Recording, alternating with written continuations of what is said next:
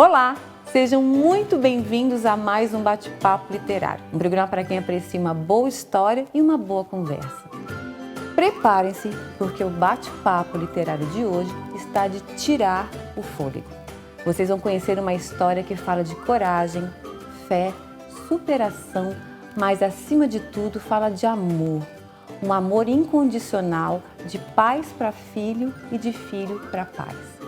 E essa história está contada no livro O Pequeno Grande Caio, um menino que ressignificou vidas, em que a mãe de Caio compartilha com o leitor de maneira corajosa e sincera a história da partida prematura de seu filho, uma experiência que desafia o coração e a alma.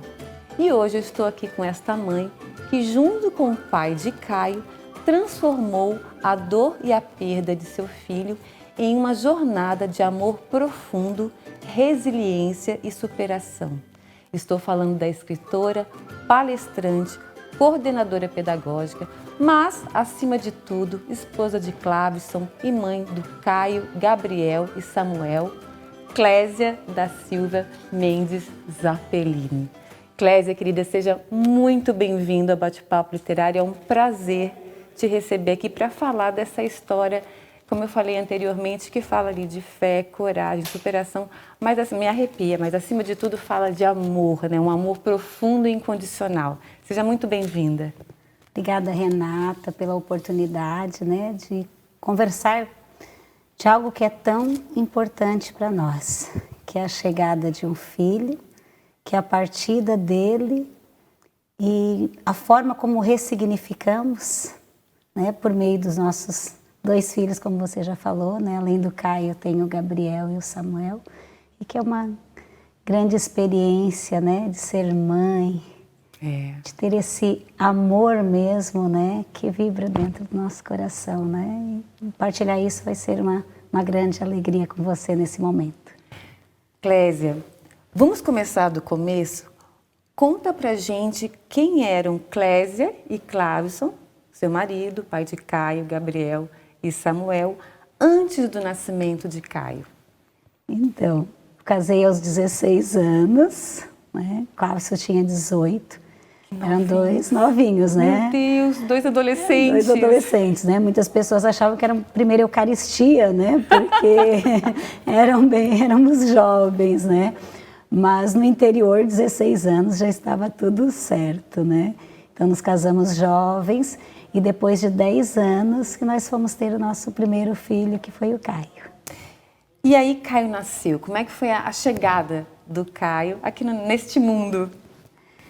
Foi assim uma alegria muito grande, né? Porque todos nós, né, desejamos ser mãe, ser pai, ver a barriga crescer, né? Passar por todo esse processo que é de acolher um filho, né? A nossa família. Então, eu havia feito já o mestrado, eu tinha defendido a minha dissertação em dezembro e em janeiro já ganhei esse presente, né, que foi a gravidez do Caio. E esses 9 meses, assim, foram bem especiais, né? Até porque nós já tínhamos vontade de ter o processo de adoção, passar por pais, né, de adoção, mas também gostaríamos de ter uma experiência biológica e aqueles que chegassem primeiro seriam, né? Muito bem-vindos. Muito bem-vindos, né, esses filhos. Então foi assim bem especial essa chegada, né? As fotos, né? Fazer todas as fotos, 1 mês, 2 meses de gravidez, né? E álbuns, né? Toda essa expectativa, né?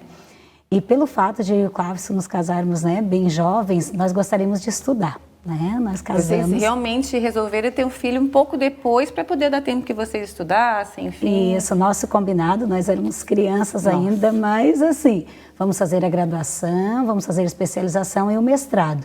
Aí depois nós podemos ter filhos, né? Isso nós combinamos no primeiro dia que nos conhecemos, né? E deu certo até hoje, vai dar para sempre. Com certeza, que maravilha. E aí Caio veio, foi crescendo e tal, e chegou a um certo ponto do crescimento que vocês perceberam que havia alguma coisa de diferente. Então, nasceu, começou com um desenvolvimento, Renata, né, um desenvolvimento cognitivo, né, todo desenvolvimento motor, né, igual o desenvolvimento de qualquer criança aí, né, dentro do desenvolvimento humano. E falou, e aí, né, quando estava já na escola, né, e a gente sempre dizia, o Caio é o mais inteligente da turma, né? Com certeza, né? Porque todo para pai, nós pais, né, o nosso filho sempre é o mais bonito, é o mais inteligente, o mais querido, né? Verdade. Então, é bem assim. Mas por volta de, assim, ele falou, né, rapidinho, teve todo o desenvolvimento muito rápido, porém, ele demorou para caminhar. E já foi um indício de que parece que algo estava errado, né? E o nosso coração de mãe, ele não falha, Renata. Eu percebi assim, não, mas já era para ele estar andando, ele está com 1 ano e pouco, ele evita de dar os passos, ele prefere engatinhar. E como ele falou muito rápido e teve todo o outro desenvolvimento, a parte cognitiva, e, né, e conhecer cores, e falava, cantava, nós assim, não, a marcha também era para também ter esse desenvolvimento. Sim. E aí na escola, né, eles estavam em uma escolinha aqui em Tubarão e a professora disse, olha, tem um pai, fisioterapeuta, que observou a marcha do Caio e percebeu, ele está começando a andar, mas ele está caindo muito, né? A gente percebia que não era normal. Uma insegurança. Insegurança, E aí ele disse, olha, tem crianças que começam, né, por exemplo, uma distrofia muscular, uma doença degenerativa, com essa lentidão no caminhar e cair muito. Imagina, eu disse, será, né? Vamos até um pediatra. E aí fomos, né? Basicamente passamos todos os pediatras de Tubarão. Fomos a, né, fisioterapeutas, né, para conversar um pouquinho, ver o que eles observavam. Enfim, assim, procuramos especialistas, neurologistas, mas não chegávamos a um diagnóstico, porque fugia do padrão do desenvolvimento da doença, né, que era, né? E como é que foi para vocês esse período dessa busca? Eu pergunto isso como mãe, né? Porque, assim, quando o filho está doente, você não consegue descobrir o que o filho tem, ou está com alguma percepção, que você tenha tido alguma percepção diferente, é uma angústia muito grande, né? Porque você vai no pediatra e não consegue fazer o diagnóstico, vai em outro. Como é que foi essa busca pelo diagnóstico? Foi, até agora, né, para falar, eu digo que assim, foi o momento mais difícil. As pessoas às vezes hoje ainda perguntam, Clésia, como é que vocês conseguiram superar, né, ou conviver, né, com a partida do Caio? Eu vou dizer que o diagnóstico, o nosso sofrimento foi, eu acredito que maior. Tu sabes que lendo o livro, parecia, eu falei de tirar o fôlego, porque parecia que algumas horas eu tinha que respirar fundo, me faltava o ar, porque, meu Deus, quando é que isso vai... É impressionante, assim, eu te falei, né, gente, eu comecei a ler o livro no sábado à noite e terminei no domingo de manhã. Eu dormi, acho que algumas horas, e eu não consegui parar até terminar de ler, porque é uma história que te envolve, que é uma história muito emocionante, mas ela te puxa de uma tal maneira, porque ela é muito... Como é que eu vou dizer? Ela é muito... pura, ela é muito verdadeira, Você colocou ali o teu coração, né? O Clavison, né? É isso, Clavison. Meu Deus, o capítulo que ele escreve ali, vocês escreveram com o coração ali, né? Então, assim, eu não consegui, só parei de ler o livro quando realmente eu terminei. Então, por isso que eu te perguntei, porque essa parte do diagnóstico realmente foi uma coisa que me faltava o fôlego. Mas vamos fazer o seguinte, vai fazer um pequeno intervalo e na volta a gente volta conversando um pouquinho mais sobre o pequeno grande Caio. Vamos falar sobre essa capa lindíssima. Não saiam daí que a gente volta já já.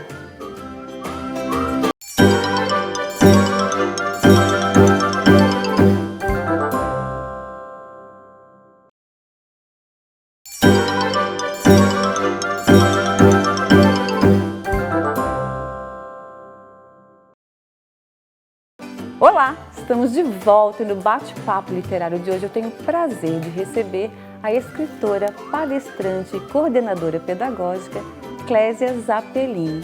Mas ela está aqui hoje essencialmente como mãe de Caio, Gabriel e Samuel e veio falar do seu livro O Pequeno Grande Caio, o menino que ressignificou vidas. Nele, Clésia compartilha com o leitor de forma corajosa e sincera a história da partida prematura de seu filho Caio, uma experiência que desafia o coração e a alma. Eu vou começar esse bloco com a leitura de um trechinho do livro que me emocionou muito. E é assim: o que fica e o que vai comigo é a certeza que o amor é uma força poderosa, capaz de vencer em qualquer obstáculo. É um sentido tão grandioso que transcende os limites da vida e da morte, que se manifesta de maneira única, principalmente quando sabemos que um filho tem pouco tempo de vida. Assim, aprendemos o verdadeiro significado do amor incondicional, da força, da fé e da coragem de apreciar cada gesto do filho. Oh my God! Gente, que lindo, né? Essa aqui é uma passagem que está no livro, né? Estamos aqui apresentando da Clésia, O Pequeno Grande Caio, e traz essa história, como eu falei, e acabei de ler ali, de amor incondicional. Vocês foram, então, à procura do diagnóstico, depois de muita angústia e tal, vocês receberam o diagnóstico. Conta pra gente como é que foi. Então, esse dia, né, até no momento que eu escrevi o livro, né, a parte no capítulo que eu relato, foi muito difícil, inclusive, de escrever, porque foi um momento de muita dor, né, porque por mais que nós, né, estamos à busca, mas nós não queremos um resultado realmente de uma doença rara, saber que um filho vai ter, né, o máximo 2 anos de vida a partir daquele diagnóstico. E eu estava aguardando, né, o resultado. Nós fizemos o exame na véspera de Natal.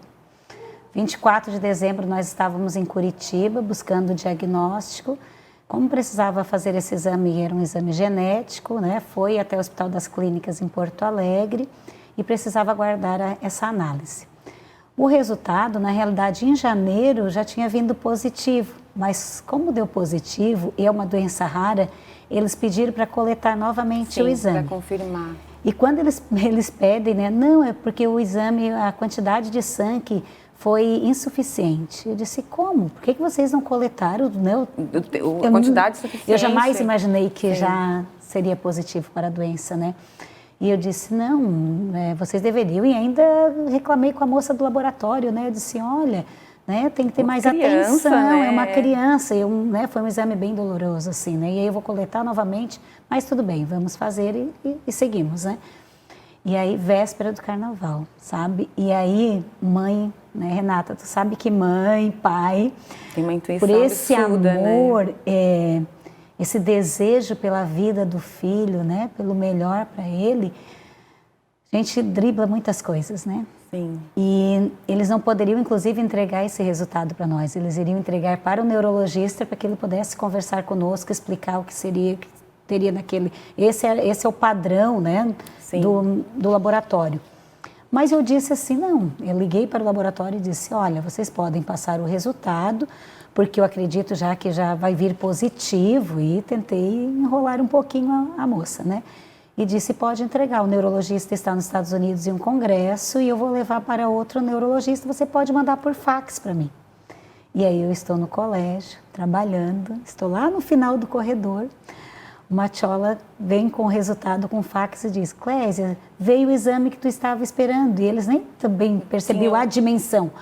Veio o exame que você estava esperando. E até ali, de dezembro a janeiro, o Caio já não quis mais caminhar nem um pouquinho, ele já caía muito, e até mesmo com a dor ele não queria mais andar. Então a gente já imaginava que grande possibilidade, né, já havia grande possibilidade da doença.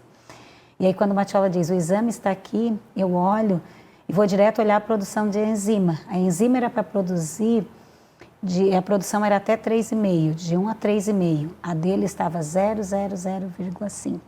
Então, quer dizer, basicamente não tinha produção de enzima. Certo. E eu comecei a gritar, né? Eu estava no Colégio Deon, nos corredores lá, eu gritava e dizia, meu filho vai falecer, meu filho vai morrer. E as pessoas não conseguiam nem saber, né, como... Sim. Né, não imaginavam, né, o que foi, né, pego de surpresa. E aí eu ligo para o meu esposo, né, ligo para o Cláudio, digo, Cláudio, o Caio vai falecer, vamos a Florianópolis atrás do Dr. Eugênio. O Dr. Eugênio vai ter que dizer alguma coisa, vai ter um tratamento para essa doença. E aí eu ligo para o consultório e disseram, não, o Eugênio está na UFSC, ele está dando aula. Eu disse, então na UFSC vai ser fácil de encontrá-lo. E aí eu chego lá, bato de porta em porta à procura do Dr. Eugênio. Até que ele chega, né? Em uma das portas, né? No centro de saúde, ele assim, Clésia, realmente você sabe, né? O que vai acontecer. Ele tentou explicar, né, mas tentou ser muito sincero. A expectativa dele é de 1 ano e meio. As crianças geralmente falecem o máximo até 4 anos. Nessa época o Caio estava ali, né, com 2 anos, né, já estava caminhando já com 2 anos. Porque imagina ali, Renata, né, 1 ano de busca de diagnóstico. Ô, Clésia, e para o pessoal entender qual foi o diagnóstico? Eu não consigo dizer a palavra porque ele essa falta de enzima vai perder a bainha de mielina, né? E aí a doença é leucodistrofia metacromática. É considerado pela medicina uma das raríssima. É raríssima, é considerada uma das mais assim, vamos dizer por categorias, né? Seria a mais grave, né? Que acomete muito rápido e a criança falece assim rapidamente. Ela tem uma dificuldade maior do que uma distrofia muscular, por exemplo. Sim. E aí lá ele confirma para vocês esse diagnóstico? Ele confirma e eu disse, não, mas eu vou vender o carro, nós vendemos a casa, nós vamos para os Estados Unidos, para a Itália. Ele assim, Clésia, e eu lembro, nossa, eu lembro muito disso, Renata, assim, desse momento. Que eu começo a chorar e aí o Clavson também chorando, o Caio ali junto, aí o Clavson disse, tu fica com o Caio, tu fica com o médico porque eu vou sair com o Caio, não vou conseguir continuar aqui ouvindo, alguém vai ter que ficar com ele. E aí ele disse, não, alguém vai ter que ser forte, né, nessa hora, né. E ele assim, naquela semana Barack Obama tinha sido eleito nos Estados Unidos. E ele assim, Clésia, não é uma questão financeira, nem que seja o filho do Barack Obama, não tem tratamento. Ele deu o exemplo assim, porque não tem pesquisa na área por ser uma doença rara. Né? Nós não temos políticas públicas que investem em doenças raras assim. Isso foi em 2000, o Caio nasceu em 2007, né? Isso, nasceu em isso foi em 2000... Foi em 2006 que o Caio nasceu, né? Então aí basicamente em 2008 que foi essa investigação. E aí ele falece em 2017, né? Então olha só, né? A expectativa de vida, por isso que eu narro, né? Eu disse, eu vou... Gente, assim, o Caio viveu até 10 anos e meio, né? Até 10 anos, né? E viveu de uma forma, Renata, assim, que mesmo com as limitações, eu acredito que o Caio passeou, fez muitas coisas, né? Que outras pessoas, até que já estão com 30, 40 anos, não tiveram essas experiências, né? Você conta que depois que vocês voltaram, você foi à procura de algumas pessoas que pudessem auxiliá-los, né, a entender o que fazer, né, daqui para frente. E teve uma pessoa, acho que é o Dr. Roberto, é isso? O Roberto Pacheco, que era o nosso professor. Que ele professor. falou que você tinha 2 opções, né? Mas a gente vai fazer o seguinte, um pequeno intervalo, mas na volta eu quero falar um pouquinho sobre isso, porque são escolhas também que você pode fazer dentro de uma situação muito difícil, né? Não saiam daí que a gente volta já já.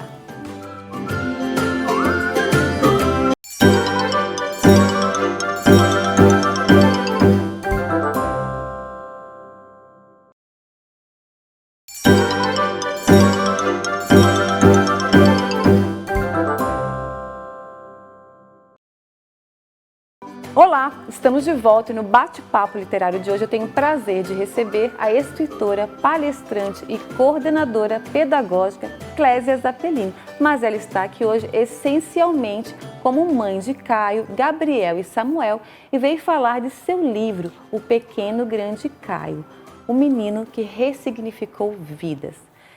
Clésia, vamos voltar e eu vou dizer para o pessoal que a gente vai fazer 2 programas com a Clésia. A gente vai fazer esse programa dessa sexta-feira, dia 22, e vamos continuar com a nossa conversa no próximo dia 29, que eu acho que tem tanta coisa que a gente pode conversar sobre essa história e tanta coisa que a gente pode aprender com essa história.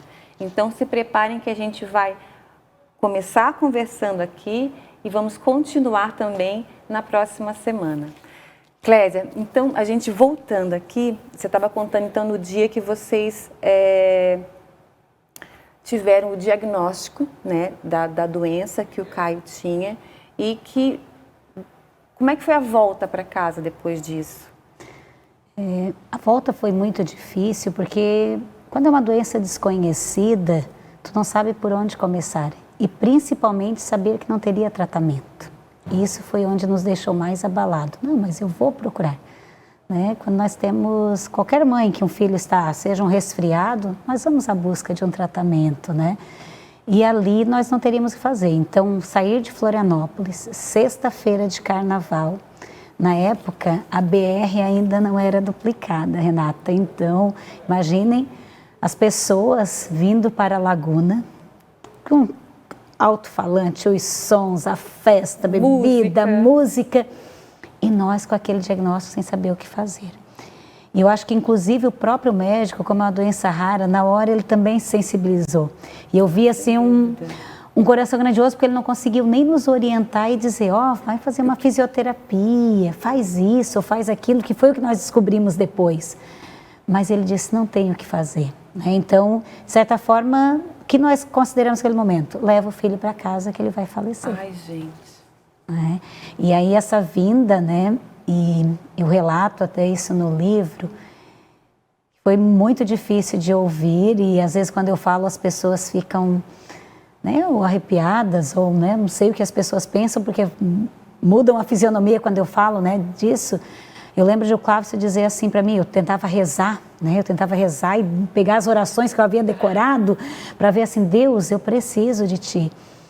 E aí o Clávio disse assim, ai, Clésia, ai, querida, se viesse agora um carro, um caminhão perdido, nós não vamos fazer isso, mas para já acabar com tudo isso, sabe? Com essa história. Esse sofrimento, essa angústia.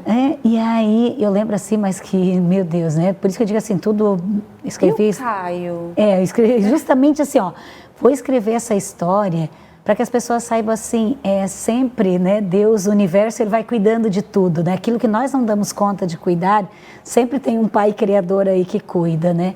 E o Caio na hora dormiu. E nunca, sempre ele vinha no carro brincando e conversando e ele adormeceu de Florianópolis até Tubarão. E nós viemos chorando. Na estrada, eu lembro, ali estava próximo a Itapirubá, só que eu não conseguia identificar o local que eu estava, mesmo conhecendo a estrada, eu não identificava. E uma colega liga, uma amiga, e diz assim, Clésia, e daí, amiga, qual foi o resultado? Eu comecei a gritar e dizer, Liene, o Caio vai falecer, vai falecer. Ela disse, como, Clésia? Eu disse, ele vai morrer. Onde vocês estão? Eu não sei, eu só sei que ele vai morrer. Aí eu desligo o telefone, ela disse, eu quero te ajudar. Eu disse, mas eu não sei onde eu estou. Aí o meu cunhado liga, eu disse, a mesma coisa, o Caio vai falecer e eu não quero que ele morra. E aí ele assim, tá, Clésia, mas nós vamos ao teu encontro. Eu disse, mas eu não sei onde nós estamos. Eu, claro, onde nós estamos? Eu também não sei. Até hoje eu passo, eu sei exatamente o local, mas naquele momento tu não consegue, sabe? E aí, imagina em carnaval, né? Toda aquela expectativa, a família de ir à praia, todo mundo com malas prontas, todo mundo, né? Fizeram todas as malas. Outro universo. E nós é outro universo, nós temos que encontrar. A única coisa que eu dizia assim, eu tenho que encontrar Deus. Deus vai ter que dar um jeito nisso, já que o homem não vai conseguir me ajudar. É verdade. Né? E de uma certa forma, deu, né? Deu. Porque eu acho que vai mostrando os caminhos, né? E vocês voltaram para cá e encontraram pessoas que puderam ajudar vocês nesse caminho. Conta pra gente. Isso aí até no bloco anterior, né? No bloco passado você mencionou do Roberto.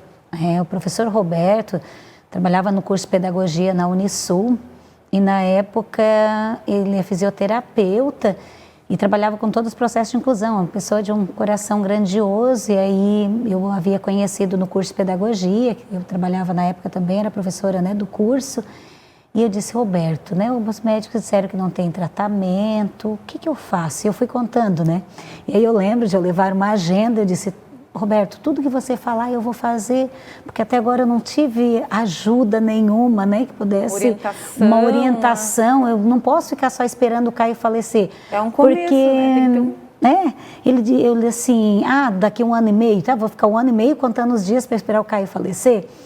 Aí ele assim, Clésia, tu tens 2 caminhos. Realmente a doença, ela é degenerativa, o Caio vai perder a fala. Eu disse, não, mas eu não quero que ele, né, ele está falando, ele canta, ele disse, não, ele vai perder a fala, só que você tem 2 caminhos, ou você vai viver de uma forma buscando mesmo a felicidade, mesmo diante da dor, tu vai ter dor, mas tu pode ter a dor e com o amor de vocês, de pais, ajudar essa criança a ter momentos felizes mesmo nesse processo dessa doença degenerativa. Ou então, vocês se trancam em casa, né, e vocês ficam esperando a morte e só naquele sofrimento. E aí eu anotei. Eu tenho anotado até hoje, palavras, Renata. né? Meu Sabe Deus. assim? Eu anotei e eu disse, não, nós vamos buscar. Dele assim, tá, mas o que tu gosta, Clésia? Eu disse, o que eu gosto? Ele assim, de comer, de passear. Ai, adoro café com rosca. Ah, camarão, né? Comer um camarão assim no lugar, numa praia, bem tranquila, descansando. Ele assim, então é isso. Você vai a Florianópolis, aos médicos, só que durante a semana já faça a escolha de um restaurante que vocês vão curtir com o Caio naquele final de semana, ou até só naquele momento. E assim nós fizemos, corremos na beira-mar, sabe? Ah, o médico era às 8, né? Dizia, se alguém do Deon da Unisul me veio correndo aqui 6 horas na beira-mar, né? A Clésia não veio para um tratamento. Sim, sim. Mas nós aproveitávamos, Conciliar então, né? coisas boas para tirar bons momentos, né? Mesmo diante dessa situação complicada. Não tem, acho que não tem nem palavra, né? Assim, mas uma situação que você ia ter que levar, né? Dali adiante, né? E aí tirar esses bons momentos juntos. Clésia, a gente vai terminar esse bloco, mas eu já vou fazer um convite aqui para o pessoal de casa. A gente está terminando este programa, mas na próxima sexta-feira, às 21h30, a gente vai continuar a conversa com a Clésia, que ela vai continuar contando para a gente essa história, como eu falei anteriormente, que é de superação, sem dúvida nenhuma, mas de superação com muito amor. Vocês vão conhecer a história do Caio e de como viveu essa família aí por 10 anos e meio e que é uma história que toca muito a gente e que eu acho que é essencial para que a gente possa realmente dar valor a cada momento e a cada gesto de nossos filhos, né? Que de repente a gente deixa passar. Não saiam daí. Semana que vem a gente volta. Combinado, Clésia? Combinado, né? Gratidão aí pela oportunidade, né? Até lá. Ao som do vento, os passos de um corredor que corre com a liberdade de um vencedor. São passos rápidos e lentos entre gargalhadas, sensação de liberdade jamais experimentada. No pódio da vida sempre fosse um campeão. Eu era tuas asas, tu era a minha direção. Se o percurso